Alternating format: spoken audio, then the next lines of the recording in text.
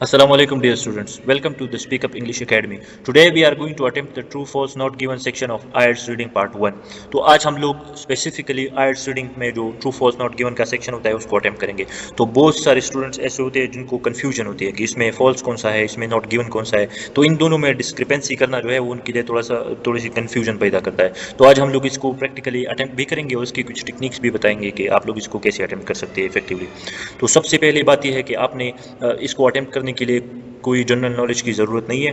आपको बस उस पैसेज को रीड करना है. उसमें छोटी छोटी जो डिटेल्स है you have to be meticulous about them. आपने उनको नोट करना है, उनको नोटिस करना है अपने केस में से क्या क्या डिटेलिंग मेंशन हुए. तो अगर आप केयरफुल रीडर है तो आप you will be able to attempt it easily as compare to other students. अच्छा, और आपकी थोड़ी सी जो सिनोनिम्स की नॉलेज है ना वो आपने इम्प्रूव करनी है आइल्स पे जाने से पहले, specifically for the reading part, क्योंकि इसमें सारा का सारा गेम जो है वो आपके सिनोनिम्स का होता है. सो फर्स्ट ऑफ ऑल इसको अटेम्प्ट करने के लिए हम लोग पढ़ते हैं कि ट्रू स्टेटमेंट कौन सा होता है, फॉल्स स्टेटमेंट कौन सा होता है और नॉट गिवन कौन सा होता है. तो सबसे पहले यहाँ पर ट्रू स्टेटमेंट जो है ना उस स्टेटमेंट को कहते हैं if the statement agrees with the information present in the passage. अगर आपको जो स्टेटमेंट दिया हुआ है, फॉर एग्जांपल यहाँ पर जो क्वेश्चन दिया हुआ है, अगर इसमें इंफॉर्मेशन वो दिया गया है जो पैसेज का इंफॉर्मेशन है उससे कंट्रोडिक्ट नहीं करता तो वो ट्रू स्टेटमेंट है. अगर वो उससे कंट्रोडिक्ट करता है, उसके खिलाफ जाता है, पैसेज के इंफॉर्मेशन के खिलाफ, तो हम उसको फॉल्स स्टेटमेंट कंसिडर करते हैं. अगर वो इन्फॉर्मेशन जो है वो पैसेज में प्रेजेंट ही नहीं है तो उसको हम लोग नॉट गिवन कंसिडर करते हैं. अगर वो यहाँ पर ऐसी इन्फॉर्मेशन प्रोवाइड की गई है बीच बीच में जो इस पैसेज में उसके बारे में इनफ इन्फॉर्मेशन हमें नहीं है तो उसको हम लोग नॉट गिवन कंसिडर करेंगे, that the information is not given in the passage. तो हम लोग इसको इस माइंडसेट से अटेम्प्ट करेंगे. और इसमें सबसे जो पहला स्टेप है वो आपने ये करना है, मैंने पहले भी आपको बताया कि सबसे पहले आपको पूरा का पूरा पैसेज रीड करने की ज़रूरत बिल्कुल भी नहीं है, क्योंकि आप अगर इसको रीड करना स्टार्ट कर दोगे तो आपका पूरा का पूरा टाइम इसमें वेस्ट हो जाएगा. तो आपने इसको रीड नहीं करना, आपने क्वेश्चंस को रीड करना है, उसमें से सिनोनिम्स को देखना है, उसकी सिनोनिम्स की बेसिस पे आपने यहाँ पर जो है इन्फॉर्मेशन निकालनी है. तो सबसे पहले आपने इसकी टाइटल को रीड करना है. For example this passage is going to be about the Dover bronze age boat, a beautifully preserved boat made around 3000 years ago and discovered by chance in a muddy hole, has had a profound impact on archaeological research.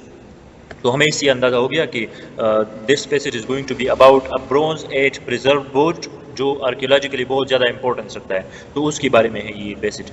आज हम लोग practically इसको attempt करते हैं और देखते हैं कि इसमें से हम लोग इन्फॉर्मेशन कैसे एक्सट्रैक्ट करते हैं. तो मैंने पहले भी कहा आपको कि आपकी जो सिनोनिम्स की नॉलेज है वो थोड़ी सी आपको इंप्रूव करनी चाहिए before going for IELTS. Okay, first of all, the sixth one. Archaeologists realized that the boat had been damaged on purpose. Okay, तो यहाँ पर हमें देखना है कि यहाँ पर कुछ vocabulary mention है जैसे damage, purpose. तो वहाँ पर वो लोग इस तरह की वर्ड्स यूज़ करेंगे जो इसके सिनोनिम्स होंगे. तो अगर हम लोग उनको ट्रैक कर ले तो हमें पता चल जाएगा कि this statement is true, false और not given. So now let's search these synonyms. कि फर्स्ट ऑफ ऑल इस पैराग्राफ में कोई भी मेंशन नहीं किया बोट के डैमेज के बारे में, यहाँ पर भी नहीं है. Not here. Okay, in this paragraph there is a sentence, the boat was not a wreck but had been deliberately discarded. तो यहाँ पर दो वर्ड यूज हुए, deliberately और discarded. अगर हम लोग यहाँ पर देखें तो यहाँ पर डैमेज का वर्ड यूज हुआ है और पर्पस का. तो डैमेज के लिए यहाँ पर वर्ड यूज हुआ है डिस्कार्डेड और पर्पस का वर्ड यहाँ पर यूज हुआ है डिलिबरेटली. तो ये स्टेटमेंट जो है ये हमारे स्टेटमेंट से बिल्कुल कंसाइड करता है एग्जैक्टली कि just this boat was deliberately damage. ये एक रेक नहीं था, मतलब ये एक इंसिडेंट नहीं था. तो this statement makes it, this information makes this statement as a true statement. तो इसको हम लोग ट्रू मार्क करेंगे क्योंकि यहाँ पर जो इन्फॉर्मेशन है वो वहाँ पर भी सेम है. Okay, now the seventh one. So same goes for this one too. We are first going to analyze it in terms of its vocabulary or its synonyms. और उसके बेसिस पर हम लोग यहाँ पर इसकी इन्फॉर्मेशन जो है उसको तलाश करेंगे, उससे हमें इसके आंसर का आइडिया हो जाएगा. आपने एक और बात ज़हन में याद रखनी है कि इसका इन्फॉर्मेशन जो है इसके आंसर्स पूरे की पूरी ऑर्डर में होते हैं. फॉर एग्जाम्पल हमें 6 का आंसर यहाँ पर मिला तो 7 का answer somewhere it is going to be somewhere here. तो इसके बारे में this is a good thing about this question type. तो सबसे पहले हमें एक वर्ड को तलाश करना है, टेक्नोलॉजिकल एस्पेक्ट्स और एग्जामिन. तो यहाँ पर एक वर्ड है, at the time ancient boats were often considered only from a narrower technological perspective. और यहाँ पर बात क्या की गई है, initially only technological aspects of the boat were examine. तो यहाँ पर आस्पेक्ट्स यूज़ किया गया है, यहाँ पर पर्सपेक्टिव यूज़ किया गया है। तो these are the synonyms, both are synonyms for each other. तो हमने इसको जो है स्टडी करना है, इसकी बेसिस पर हमें आंसर मिलेगा। तो यहाँ पर जो है ओनली टेक्नोलॉजिकल आस्पेक्ट में मेंशन किया गया है, यहाँ पर ओनली नैरो। तो मतलब ये कि they studied some other aspects of it too, उन्होंने इसकी और भी आस्पेक्ट्स पढ़े, सिर्फ टेक्नोलॉजिकल आस्पेक्ट्स पर उन्होंने जो है उस पर डिपेंड नहीं किया उन्होंने। तो this statement is going to be a false statement, because here they mentioned that they studied it only from a narrower technological perspective. It means that there were some other perspective too into consideration. So this makes it a false statement. Okay, then the eighth one. So we are going to study or analyze it in the same way. There is some vocabulary. Archaeologists went back to the site to try to find the missing northern end of the boat. तो इसमें ये statement दिया गया है कि archaeologist जो है वो वापस गए वहाँ पर to try to find the northern missing piece of the board. तो हम लोग यहाँ पर देखते हैं अगर वो वहाँ पर गए हैं to find that piece, तो ये this is going to be a true statement. अगर वो वहाँ पर नहीं गए हैं तो this is going to be a false statement. अगर इसके बारे में कोई इन्फॉर्मेशन ही नहीं है कि वो वहाँ पर गए थे या नहीं थे, इसके बारे में अगर कुछ बात नहीं हुई है, so this is going to be not given. So हम लोग इसको स्टडी करते हैं.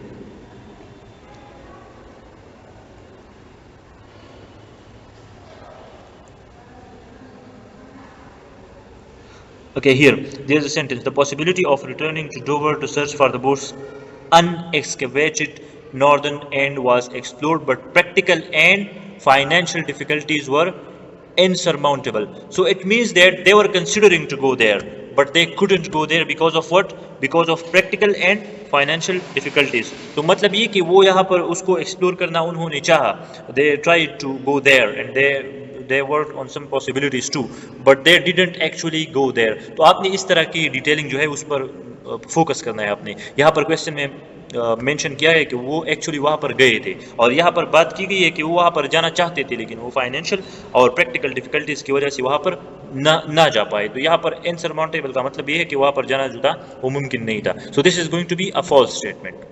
Okay, we are going to mark it a false statement. Now the ninth one.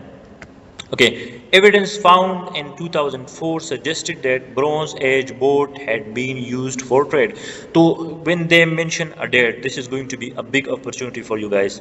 Date mention करने का मतलब ये है कि आपको वहाँ का आइडिया हो जाता है कि आपका आंसर जो है वो कहाँ पर लाई करता है. So now we just have to study where is 2004 mentioned. तो यहाँ पर 2004 को mention किया गया है. Archaeological evidence was beginning to suggest Bronze Age communities straddling the channel brought together by the sea rather than separated by it.